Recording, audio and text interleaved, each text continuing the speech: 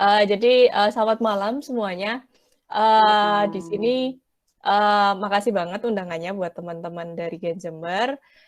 Di sini aku mau sharing, kita sharing ngobrol santai aja, sharing tentang beasiswa yang aku dapetin dan program master yang aku dapetin di Europe sini, yaitu programnya namanya Erasmus Mundus Joint Master Degree.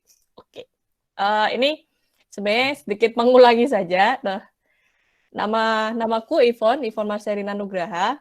Ini ST atau Bachelor of Engineering. Sekarang posisinya aku Erasmus Scholar untuk Erasmus Mundus Joint Master Degree atau yang setelah ini kita sebutnya EMJMD ya. EMJMD untuk program MESC Plus. Jadi itu programnya singkatan dari Materials for Energy Storage and Conversion. Itu intinya adalah ngomongin tentang baterai teknologi yang baru aja dimulai di tahun ini. Jadi aku baru mulai program ini tuh tahun 2020, tahun ini di bulan September. Jadi sekarang baru di first semester. Dan sekarang posisinya ada di Warsaw University of Technology di Polandia. Berarti kemarin berangkat ke Polandia itu bulan apa, Mbak? Bulan September. Oh, baru Jadi sekitar 4 bulanan. ya 4 bulan, 3 bulan. Jadi beneran ini pas pandemik banget sih kemarin berangkatnya. Oh, untung masih bisa berangkat ya, Mbak ya? Iya, pasti bisa berangkat. Karena beberapa, ini cerita dikit, beberapa program yang lain, itu ada yang ditunda 1 semester dan ada yang ditunda 1 tahun. Gitu. Tapi Oh, programku di tetap jalan. first-nya ada yang nyampe setahun ya? Ada yang sampai setahun. Iya, iya, Gitu. iya. Monggo Terus ini lanjut, Mbak. mengulangi lagi dikit. Jadi background aku teknik kimia UGM 2014. Aku tadi udah disebut juga, itu ex-process engineer di PT Chandranasih Petrochemical, terus ex-formulation engineer atau research and development executive di Nutrifood Indonesia, dan aku punya background sebagai pengajar olimpiade khusus untuk bidang kimia, jadi untuk olimpiade SMA kimia gitu. Terus oke, kita langsung aja masuk ke materi. Jadi sebenarnya apa sih? Ini aku siapin presentasinya bahasa Inggris, tapi aku sampainya dalam bahasa Indonesia ya. It's Atau okay, mau Mbak. It's okay. Oke. Jadi EMJMD itu atau singkatan dari Erasmus Mundus Joint Master Degree itu adalah program 2 tahun master degree, 2 tahun ya, yang di-deliver atau jointly delivered by international consortium. Jadi kayak EMJMD itu dia tuh disampaikan oleh beberapa konsorsium atau kampus-kampus di Eropa. Jadi dia tuh nggak disampaikan oleh satu kampus aja, tapi dari kumpulan kampus yang disebut konsorsium itu untuk deliver programnya gitu. Nah, terus sekarang itu nowadays ada EMJMD itu kayak ada banyak programnya atau jurusannya, dia tuh sampai 150 program. Jadi 150 jurusan. Yang topiknya itu macam-macam. Jadi kayak nggak cuma, kalau aku kan dari engineering ya background-nya ya. Jadi itu dia nggak cuma engineering aja, tapi ada dari finance juga, matematika juga ada, health juga ada, nursing juga ada, policy ada, history ada, dan lain sebagainya. Kayak informatics itu juga banyak di sini. Jadi di sini aku mau jelasin kalau EMJMD itu kayak main judul programnya, tapi program di bawahnya atau jurusannya itu nanti yang singkatannya beda-beda. Jadi kalau tadi aku programnya EMJMD, jurusanku tuh MESC-nya itu, gitu. Oh. Gitu. Nah, terus kalau pada kepo, ini pasti yang gabung di sini pada kepo sih. Nah, kepo tentang jurusan-jurusannya apa aja, nanti bisa di-search aja di link ini. Atau langsung aja di Google EMJMD katalog, itu pasti langsung keluar di link ini. Dan di situ tuh udah ada kayak listnya, list programnya, dan list website dari setiap masing-masing program, atau list website dari masing-masing setiap jurusan gitu. Terus Nah, plus universitasnya. Jadi kayak jadi ketika dibuka itu langsung ada list universitasnya segala macam. Mungkin aku bisa juga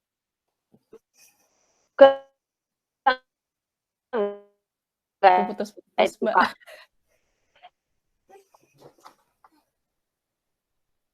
Atau kalau enggak, aku bisa sih sharingin di sini. Coba ya. Ya, coba. Tunggu sebentar.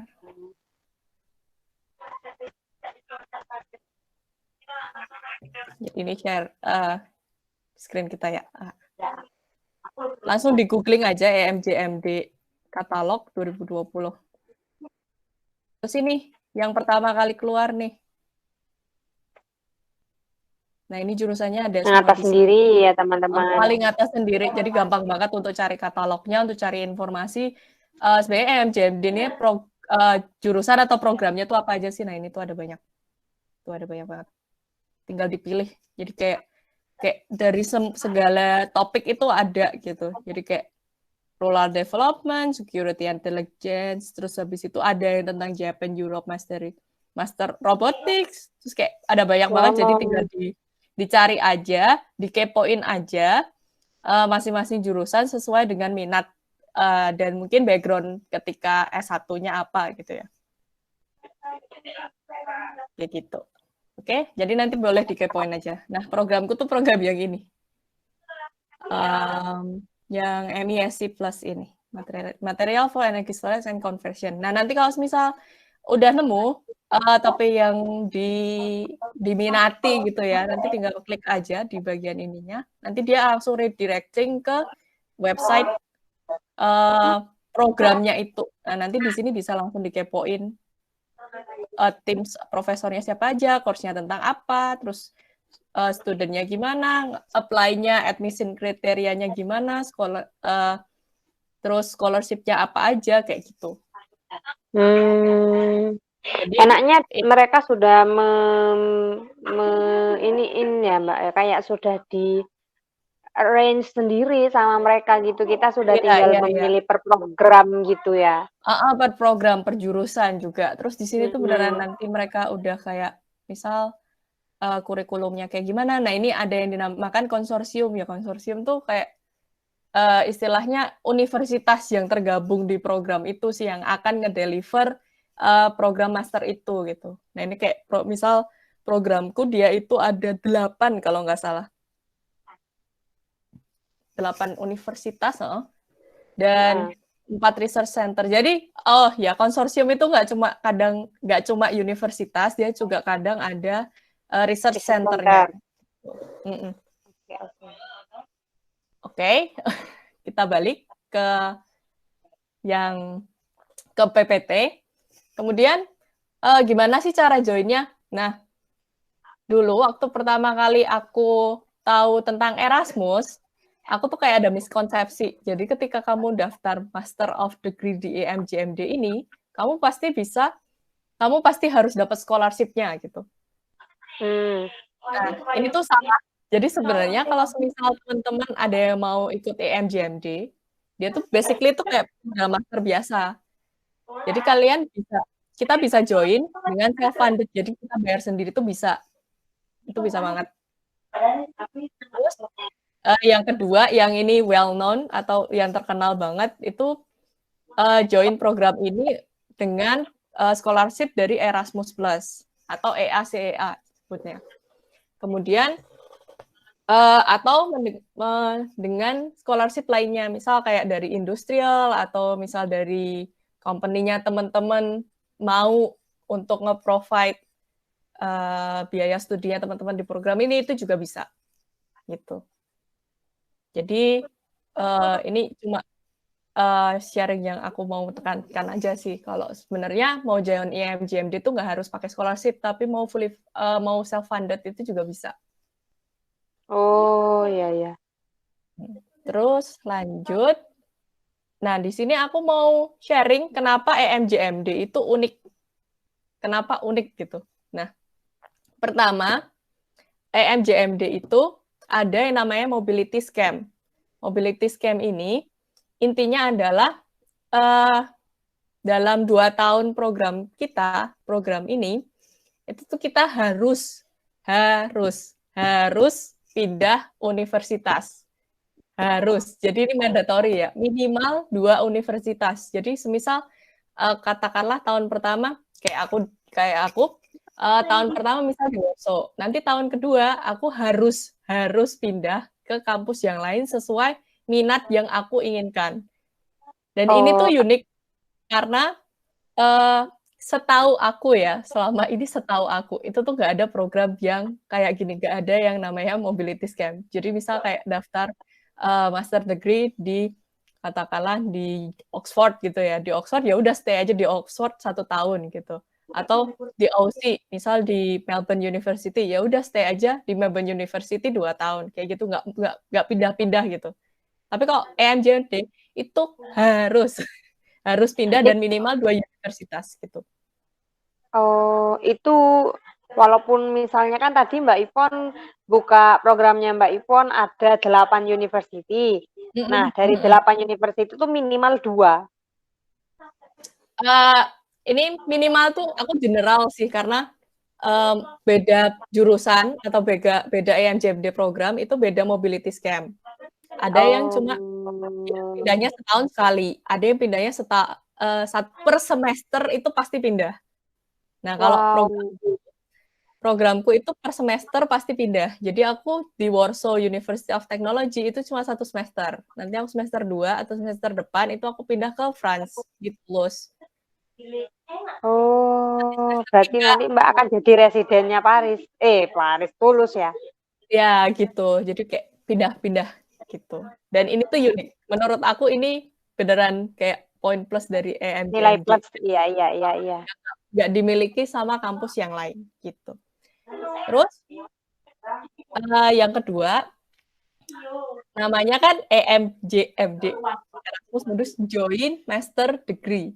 Jadi setelah lulus dari program ini dari EMJMD kita itu akan dapat minimal 2 degree dari 2 different universities sesuai dengan mobility scam yang kita ambil. Oh, nanti double degree. Double degree, double dan mungkin bahkan triple atau 4 ya kalau semisal per semester. Wow. Gitu, 4. Dan degree ini itu tuh diakui oleh setiap negara yang memberikan gimana ya kayak host country ya. Jadi kayak aku nanti dapat degree berarti dari Warsaw University of Technology. Itu nanti degree aku itu bisa aku pakai buat apply kerja di Poland. Wow. Oh. Diakui degree-nya itu. Walaupun aku di sini cuma spend 1 semester gitu. Dan itu unik banget sih. Dan beberapa program itu bahkan kayak offer 2 different degree ya. Degrees kayak kalau aku di sini degreeku nanti di akhir tuh akan cuma MISC doang, Master of Science. Tapi program kayak aku lupa. Ada program yang nanti ngasih misal contohnya MISC Master of Science sama misal Master of Engineering kayak gitu. Kayak beda gitu loh degree-nya. Dalam satu program yang sama. Dan aku dengar-dengar karena ini setiap jurusan itu kayak beda-beda gitu loh. Jadi dengar itu ada satu program di Portugal atau di Spanish gitu, bahkan degree-nya itu sampai ditandatangani oleh kayak rajanya Portugal atau Spanish gitu. Jadi kayak beneran diakui dan diakui oleh negara pemberinya gitu. Oke, lanjut. Dan EMJMD itu 100% internasional. Ya ini mungkin di program lain juga kayak gitu, tapi di sini aku mau tekankan karena EMJMD ini boleh di-apply oleh seluruh student dari seluruh dunia. Jadi kayak beneran 100% internasional gitu. Kayak di programku ini tahun ini temanku itu dari 22 negara yang berbeda. Dari 22 negara yang berbeda, jadi kayak beneran 100% internasional, dan ini di-deliver-nya dalam bahasa Inggris, jadi kita nggak perlu belajar selain bahasa Inggris. Oh gitu, walaupun misalnya nanti kayak mau ke Perancis atau ke Jerman gitu nggak perlu Nggak perlu. profisiensi dari negara tujuan itu? Justru malah beberapa program itu ngasih free language lessons. Kayak misal aku di sini di Poland, kalau misal aku minat untuk belajar bahasa Polandia, mereka tuh akan nge-provide, jadi kamu kayak bisa ikut satu kelas bahasa Polis gratis. Dan Berarti itu bahkan sudah programnya juga. ya sudah programnya, tapi nggak mandatori, jadi kayak yang minat aja gitu. Nggak akan ngaruh ke nilai IP akhir, itu nggak akan ngaruh. Jadi itu kayak kalau kamu minat ya monggo, kalau enggak ya udah gitu, kayak beneran kayak eskul gitulah, ekstrakurikuler doang. Bahkan nanti aku di semester kedua ini, aku kan pindah ke Toulouse. Nanti itu juga ada bahasa Prancis free, dan nanti nanti di akhir lessons-nya itu kita ada tes, dan tesnya tuh certified gitu. Oh. Dan itu gratis. Itu masuk ke mobility scam-nya sih, keuntungannya gitu. Oke, kita lanjut nah, kan tadi aku ngobrolin tentang gimana sih cara join-nya. Nah, join-nya kan sebenarnya bisa self-funded, tapi di sini aku akan tekanin, karena ini untuk scholarship hunter, aku akan tekanin tentang yang Erasmus plus scholarship-nya. Jadi, seberapa banyak sih yang akan kita dapat ketika kita granted dapat scholarship ini? Gitu. Ini bagian menarik sih untuk beberapa orang ya. Ngomongin soal uang dan keuntungan gitu. Nah, Betul. tipe scholarship-nya itu fully funded. Jadi beneran kita nggak keluar apapun, sepeser pun nggak keluar. Nah, value-nya ini namanya fully funded, ini aku breakdown. Jadi pertama, kita itu fully cover tuition fee. Nah, ini per program itu beda-beda, tapi yang paling mahal setahu aku ya. Nanti kalau kalian kepoin di programnya, terus kalian nemu yang lebih mahal, ya udah. Nanti review. Paling mahal itu per tahun 9.000 euro per tahun. Jadi kalau 2 tahun kita di fully cover-nya itu 18.000 euro. Oke. Kemudian yang ini sama, monthly allowance-nya kita itu 1.000 euro per bulan. Jadi nanti 1.000 euro per bulan, kita 2 tahun berarti 24 bulan. Jadi dapat 24.000 euro. Kemudian selain monthly allowance, kita itu dapat yang namanya installation cost. Apa itu? Itu adalah uang yang dikasih ke kita ketika kita pertama kali datang. Jadi kalau pertama kali datang di negara orang gitu kan, kayak kita butuh beli banyak hal lah, kayak semisal kalau aku di sini waktu itu belinya baju sih, karena kan baju di sini kan winter dingin. Staff ya Mbak, masuk ya, winter staff. Ya betul. Sih Mbak. Terus habis itu kayak beli bedding sheet, kemudian beli apa ya, barang-barang lah, apa ya. Aku sih baju sih, atau kalau nggak beli HP, beli laptop, atau beli apapun. Oh, laptop beli di situ, Mbak? Oh, aku laptop beli di sini, tapi HP aku beli di laptop aku beli di Indo, tapi HP aku beli di sini sih. Jadi itu kayak bebas. Dan bukan reimburse ya sistemnya, bukan reimburse. Ini dikasih, beneran kamu kasih 1.000 euro, terserah kamu pakai buat apa. Mau ditabung juga boleh. Jadi itu beneran uang cua-cua gitu lah istilahnya. Dan itu sekali doang, pertama kali kita datang. Jadi dalam 2 tahun itu 1 kali doang dapat 1.000 euro gratis. Kemudian yang selanjutnya, yang jelas kita dapat travel cost. Travel cost ini kalau kita dari Indo, jadi berdasarkan jarak, tapi kalau kita dari Indo, itu kita dapatnya 3.000 euro per tahun. Per tahun. Jadi kalau 2 tahun, kita dapatnya 6.000 euro. Jadi ini, dan dikasihnya bukan reimburse ya, dikasihnya beneran dikasih 3.000 euro, terserah kamu mau pakai maskapai apa, mau yang mahal, mau yang murah, mau setahun pulang 3-4 kali juga terserah, asal duit segitu itu cukup. Jadi terserah ya. Muat. Ini kalau pinter banget manage-nya, pulang-pulang banyak tabungannya ya Mbak ya. Terus ini yang selanjutnya itu ada health insurance. Jadi kita di sini tuh dikasih health insurance, dan health insurance-nya itu mostly fully cover. Fully cover. Jadi kalau semisal kita kena sakit panas atau kena demam atau semisal amit-amit jangan sampai sih atau kecelakaan, itu kita dapat health insurance dan dia fully cover. Jadi kayak bisa keluarnya sampai berapa ribu euro atau beberapa ratus euro itu kita dibalikin. Kayak ini pengalaman pribadi aku kemarin udah sempat sakit di sini, sakit mata, dan dia dan habisnya sekitar kayak 150 euro, dan itu beneran dibalikin semuanya. Jadi kayak kalau sakit pun kita dijamin gitu, nggak akan sampai kekurangan duit.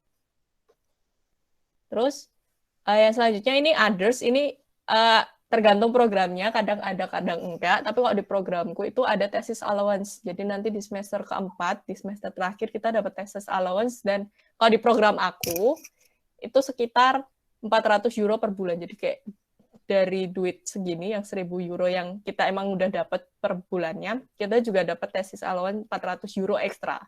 Tapi itu tergantung programnya. Gitu. Nah, tadi kan udah aku breakdownin.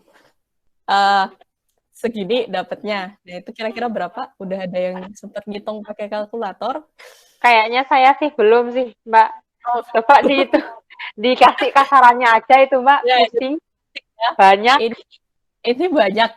Ini tuh worth value-nya sekitar 49.000 euro. Dan ini kalau dirupiahin dengan kurs 17.000 itu sekitar 842 juta. Ya benar. Wow. 800 jutaan. Dan ini banyak. Banget. Banyak banget. Aku bandinginnya sama beasiswa yang aku tahu ya. Kalau Stunet atau yang beasiswa dari Belanda, dia itu monthly allowance-nya 950-an kalau nggak salah. Jadi mirip tapi lebih banyak Erasmus. Selisih 500 euro. Enggak, selisih 50 euro. Tapi aku nggak tahu instalasi travel cost-nya itu gimana. Gitu. Dan ini travel cost 3.000 euro per tahun, itu bisa dipakai buat pulang kalau ke Indo itu 2 kali. Jadi 4 kali terbang. Karena sekali terbang itu sekitar 600 euroan. 600-700 euro. Dan itu udah dapetnya Qatar, bukan Qatar sih, kemarin aku dapetnya Turkish. Dan kayak naik Garuda itu segitu aja, jadi 700 euro. Jadi bisa pulang. Setahun mau pulang 2 kali itu juga boleh. Oke. Jadi ini banyak. Perlu di screenshot mungkin teman-teman biar semangat. Nggak ya, niatnya menuntut ilmu tetap. Cuman ini mah bonus ya Mbak Ipon ya? Ini bonus. Jadi kalau aku di sini itu walaupun aku master student gitu ya, tapi tuh berasanya kayak kasih gaji gitu. Jadi kayak beneran kamu kerja, tapi kerjamu itu belajar gitu. Jadi ini 1.000 euro ini kalau dirupiahin itu sekitar 17 juta rupiah.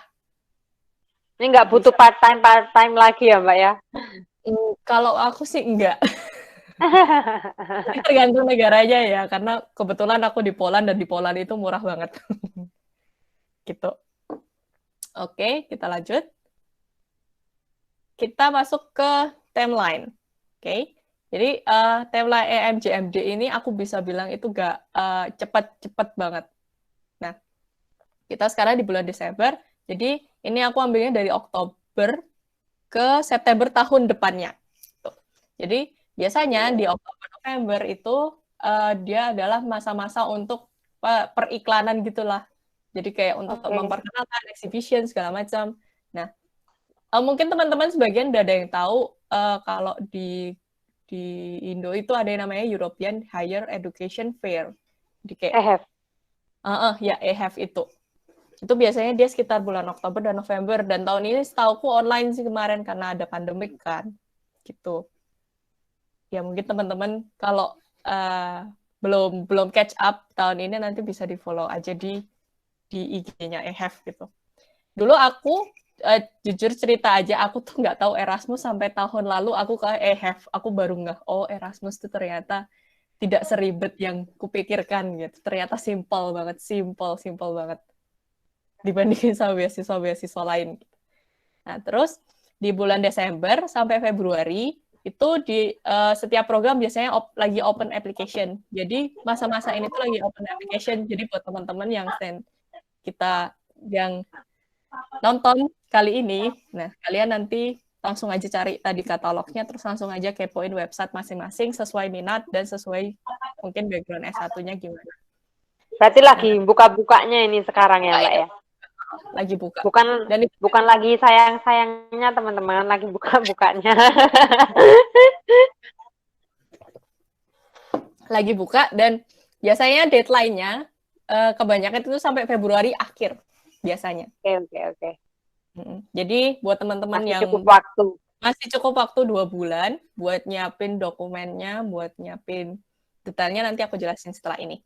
Terus di bulan Maret itu biasanya ada seleksi, adalah proses seleksi. Jadi nanti mungkin ada interview atau mungkin langsung shortlisted atau tergantung programnya. Tapi ini nanti selection prosesnya juga aku jelasin setelah ini.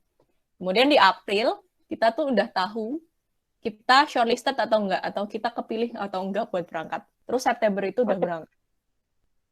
Cepat juga termasuknya ya, Mbak ya? Cepet banget. Jadi kurang dari setahun itu udah dari pendaftaran. Ini malah satu semester aja ya. Satu semester itu tuh buat kita tahu kita tuh diterima atau enggak. Gitu. Terus daftarnya itu juga gratis. Dan 100% online. Jadi nggak ada yang harus ngirim paket. Nggak ada. Setahu aku nggak ada. Kayak aku nggak tahu sih, dulu aku pernah dengar dari temanku yang daftar di Korean, di KAIS apa ya? Oke. Itu dia harus kayak ngirimin hard copy berkas ke mereka gitu. Nah kalau Erasmus ini, setahu aku selama ini nggak ada yang namanya suruh ngirim berkas. Jadi kayak kita semuanya online, upload doang. Yang ada mereka yang ngirimin berkas ke kita kalau kita udah shortlisted, mereka kirim berkas ke kita untuk kita apply visa gitu sih. Oh, sama application fee-nya free juga, Mbak? Free. Beberapa universitas kan biasanya kalau ya itu kan ada yang bayar di awal pas admission fee-nya gitu. Ini free ya? Free. Ini free. Nanti aku tanyain lagi deh ke teman-teman, tapi setahu aku semuanya itu free. Jadi mostly free. Gitu. Jadi yang mau coba-coba dulu juga boleh, karena ini kayak aku bilang effortless juga enggak, karena kita harus ada effortnya, tapi ini gratis gitu. Oke. Nggak keluar duit, keluar tenaga sama waktu aja gitu. Terus lanjut, nah ini tentang apa sih yang harus kita siapin buat daftar gitu. Ini aku disclaimer dulu, aku bikinnya in general, karena setiap program itu kadang ada beda, tapi kayak slightly different doang gitu. Nah, jadi yang pertama, ini aku kasih info dulu bahwa kita itu bisa daftar sampai 3 different program. Jadi 3. Jadi dari katalog yang ini tadi nih, yang ini. Yang di awal itu. Itu kita pilih 3 maksimal untuk kita daftar. Jadi nggak cuma 1 gitu. Daftarnya boleh 3 maksimal. Jadi buat teman-teman yang oportunis dan punya banyak energi, boleh banget untuk daftar 3 program. Terus, nah requirement-nya itu apa aja? Yang pertama, kita harus setidaknya ya benar ya, itu adalah punya S1. Gimana yang ngomongnya ya? Sudah mendapatkan S1 atau ekivalen. Dan taunya dari mana ini? Dari ini. Jadi minimum bestseller atau ekivalen yang kita dapatkan sebelumnya itu adalah 180 ECTS, atau kalau di SKS-in di program di Indo itu sekitar 130 SKS. Jadi kita harus cek dulu ya. Maksudnya kita masuk nggak sih dengan basic requirement-nya. Dan ini setiap program kebanyakan seperti ini gitu. Nah, terus selain kalau kita belum dapat bestseller kita, mahasiswa tahun terakhir itu boleh daftar. Jadi katakanlah ini Desember ya, terus kita udah nargetin, oh Agustus tahun depan atau Mei tahun depan aku udah lulus kok, aku mau coba daftar, itu kalian boleh daftar. Intinya adalah tanpa pengalaman kerja. Tanpa pengalaman kerja, nggak ada itu beneran nggak kayak Sevening yang harus punya pengalaman kerja. 2 tahun. Ya, Sevening kan harus 2 tahun ya, karena aku pernah daftar dulu. Ini lagi daftar. Oh, lagi. Semangat ya, Mbak. Semangat juga yang lain ya. Itu nggak ada, jadi kayak last year student itu boleh apply. Terus apa lagi ya? Nggak ada minimum GPA, tidak ada pengalaman kerja, terus tidak ada limit usia. Jadi kalau misal mau masih muda banget, asal masih muda tapi udah dapat bachelor ya, itu boleh.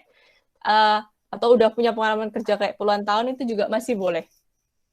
Jadi kayak teman aku satu angkatan ini bahkan udah ada yang berkeluarga dan apply dan dapat. Gitu. Jadi nggak ada batasan usia. Kan aku nggak tahu sih apakah program lain ada batasan usia atau enggak gitu. Tapi kalau ini nggak ada. Terus yang kedua ini paspor. Aku nggak tahu ini kayak simply tapi nggak boleh dilupain gitu. Kita harus punya paspor. Terus yang ketiga kita harus punya recommendation letters 2. Nah kalau MJMD itu kadang beberapa program itu kayak udah provide formatnya. Jadi kayak udah nge-provide kayak semacam form gitu, kita cuma tinggal ada template-nya. Ada template-nya. Gitu. Terus ini general banget, yaitu English Proficiency Certificate. Nah, ini boleh TOEFL, boleh IELTS. IELTS-nya tapi akademik ya, bukan general. Terus atau ekivalen. Jadi ini tergantung programnya. Tergantung banget. Jadi nilai batasannya ini itu tergantung. Tapi in general itu biasanya minimal 80 untuk TOEFL IBT atau untuk IELTS akademik itu minimal 6,5 gitu. Tapi ada yang minimal 6, ada yang minimal 5,5 itu ada. Jadi tapi kepoin aja pokoknya di masing-masing website yang tadi aku kasih katalognya itu. Terus letter of motivations, jadi ini adalah sebuah dokumen yang menjelaskan kenapa sih kita termotivasi untuk daftar program ini, untuk bisa dapat beasiswa ini tuh apa motivasinya kayak gitu. Kemudian CV,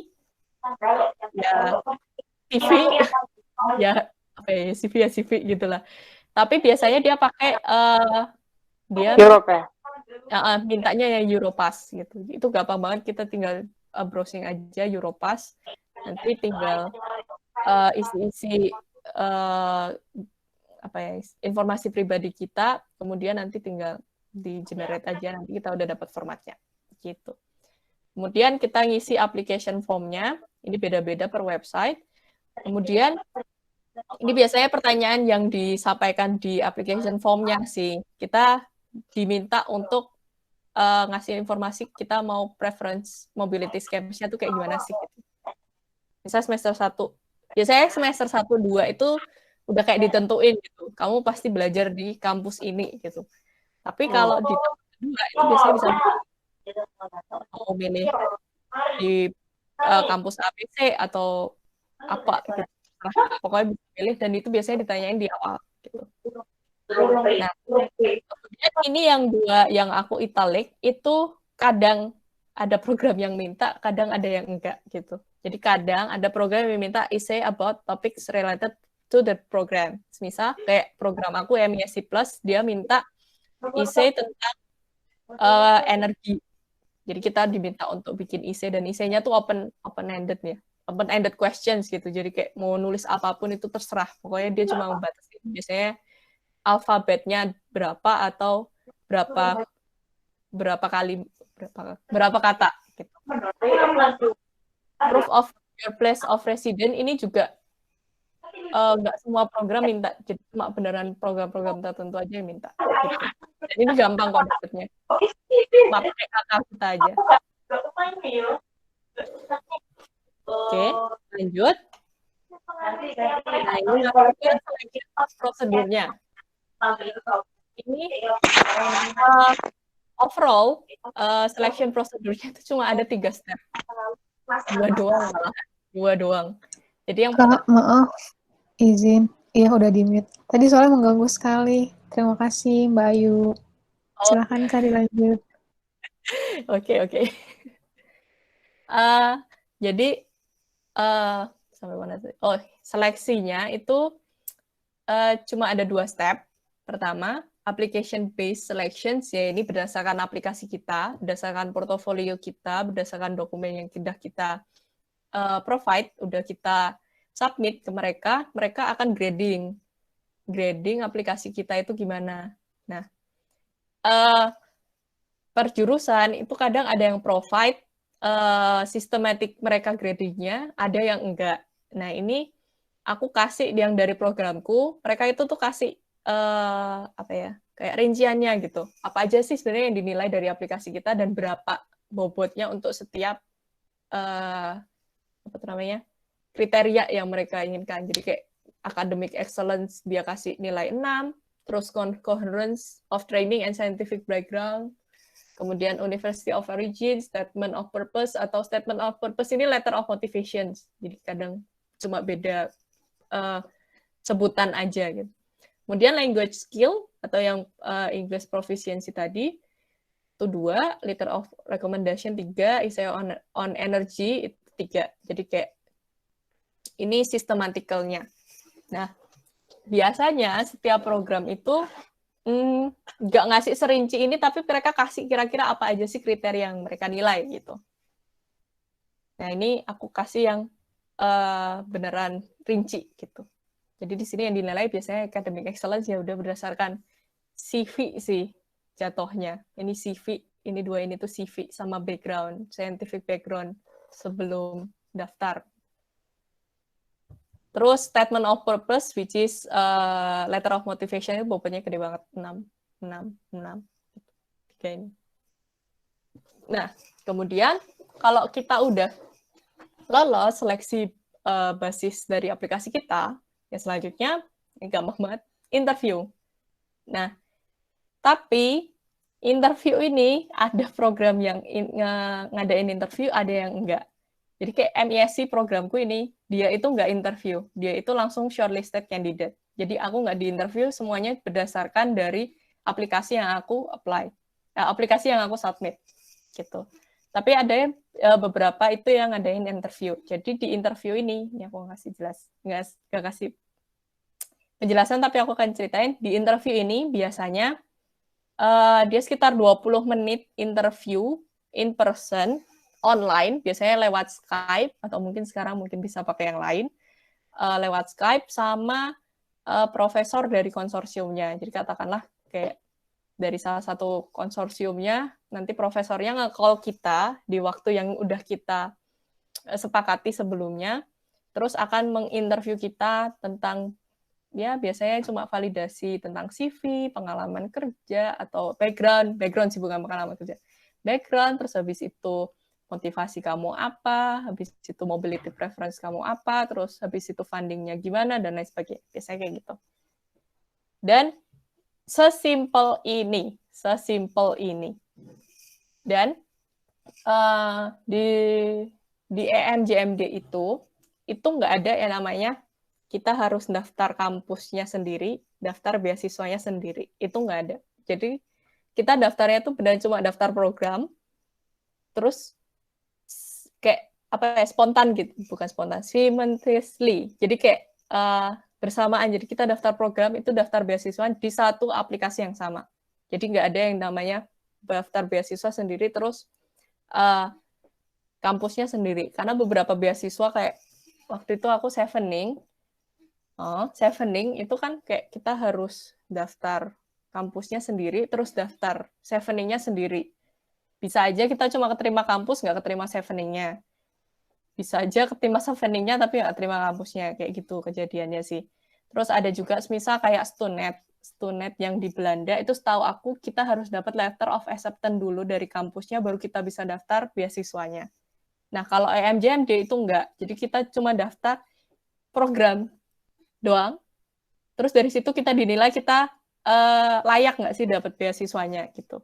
Jadi simultaneously, kecuali kalau kita udah state di awal bahwasanya kita nggak mau daftar beasiswanya, kita cuma mau daftar programnya. Nah, itu bisa juga gitu. Oke. Lanjut. Terus alasannya kenapa sih sebenarnya aku milih EMJMD di antara yang lain gitu. Ini aku kasih kelebihannya yang udah tadi aku jelasin juga. Dia tuh cepat, kurang dari setahun dari pertama kita apply sampai departure. Bahkan dari pertama kita apply sampai kita dapat shortlisted kandidat itu cuma 2 bulan dari deadline-nya. Misalkan tadi Februari, kita bulan April itu kita udah tahu kita keterima atau enggak. Enggak kayak, aku nggak tahu sih, kayak mungkin program yang lain mungkin akan lebih lama timeline-nya gitu. Terus, dia itu aplikasinya simple banget. Aku bisa bilang ini paling simple. Aku selalu ngebandingin ini sama LPDP. LPDP itu kan ribet banget ya. Aku nggak tahu ya ini. Tapi dari pengalamanku mendengar teman-temanku yang daftar LPDP itu panjang banget. Kayak semisal harus berkasnya banyak, habis itu interviewnya sampai 2 atau 3 layer, habis itu ada ujian A, B, C gitu, baru sampai ke interview akhir atau gimana gitu. Tapi di sini itu gampang banget, cuma tinggal apply berkasnya tadi, submit, upload, terus habis itu nunggu, habis itu kita tahu kita shortlisted atau enggak gitu. Nah ini yang tadi aku udah jelasin, satu aplikasi itu untuk daftar programnya sekaligus scholarship-nya, jadi nggak terpisah. Terus ini worth it. Tadi udah aku jelasin berapa value-nya, dan ini prestige. Di Europe ini tuh kayak udah well known banget lah. Pokoknya kalau nge-apply visa gitu, terus tahu kalau visanya itu tuh kamu karena keterima Erasmus plus MJMD, itu kayak udah pasti kamu granted gitu visanya. Jadi kayak ini tuh udah well known dan value of scholarship-nya tuh gede. Terus ini yang aku nggak tahu, tapi menurut aku ini keuntungan banget. Di EMJMD itu tidak ada ikatan kontrak atau ikatan dinas atau apapun setelah kita lulus.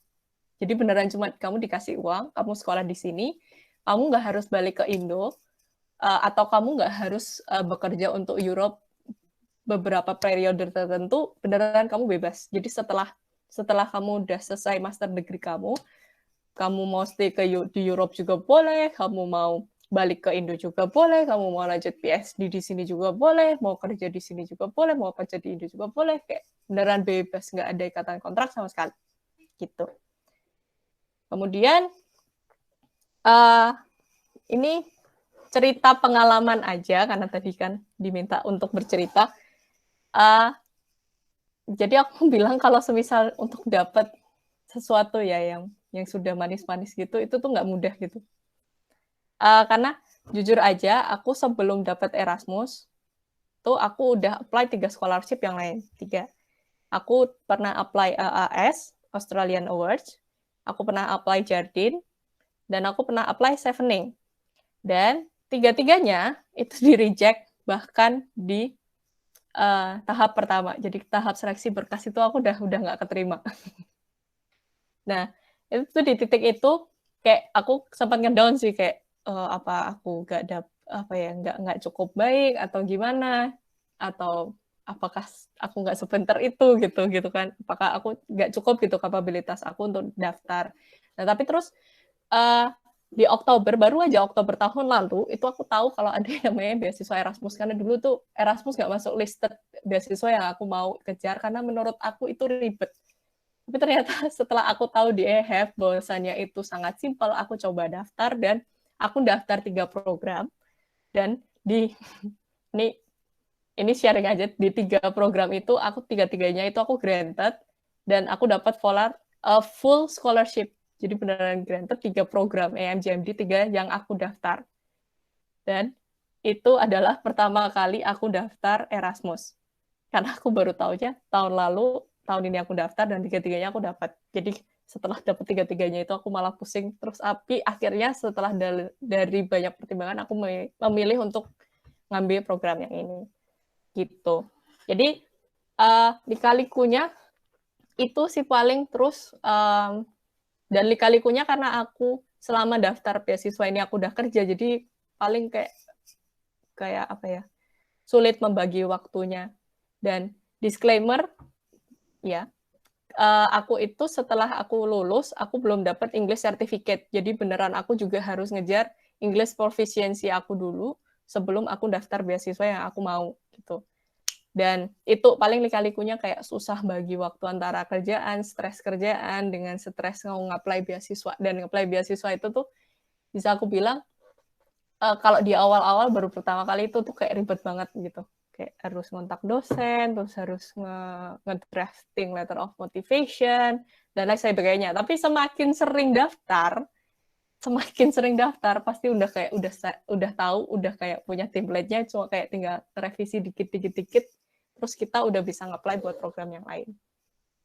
Paling itu aja sharing dari aku. Thank you semuanya buat waktu dan kehadirannya. Ini kalau misal mau get in touch, nanti boleh follow Instagram aku di Ivon atau di Main of Project. Ini aku baru banget mulai. Dan aku baru banget mulai untuk nge-share apa yang aku dapetin di MGMD di WordPress-ku ini sih. Jadi nanti boleh dikepoin, tapi beneran baru banget. Jadi kayak masih cuma 2 atau 3 post yang aku post di sini.